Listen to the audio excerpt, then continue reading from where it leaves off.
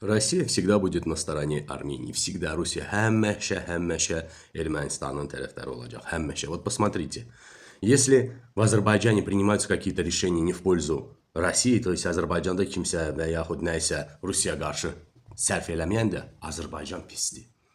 Hamısı Azərbaycan pisdir, все плохие Azərbaycan, azərbaycanцы, правительство, fərq yoxdur. Ermənistanda ise, если в Армении там принимаются решения невыгодные, да, России, сәрf eləməyən Rusiyaya, там приезжает Евросоюз, там Зеленский, кто-то, то плохие только президент, премьер-министр, вот только правительство Пашиняна. Həmişə günahkar yalnız Пашинян, а русские все равно обожают армян, армяне братья навеки. Они никогда всю Армению, всю Армению не ругают. Нет, только правительство. Во всем виноват. А армяне это братья, а ermənilər qardaşdır, cəngələr. Вот в чем разница. Если что, Azərbaycan həmişə Azərbaycan bütövlüylə, президентindən, sadə insana qədər pislər все, а Армения всегда только правительство нынешнее виноват. А придет другой, что это братский родной народ. Belədir bunlar da, понимаете?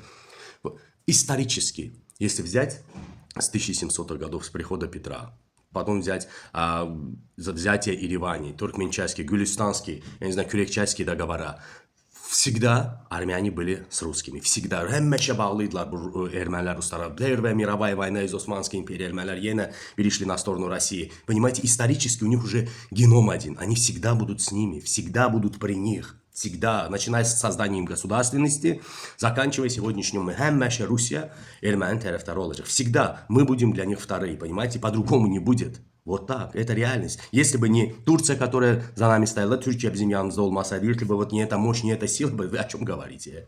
Çok sağ olsun, yaşasın Turan, yaşasın Türkiye. Только так, только bizimkilerle. Понимаете, по-другому мы никогда для них не будем родными, не близкими, никогда как армяне. Bu faktı, belədir. Çok sağ olun.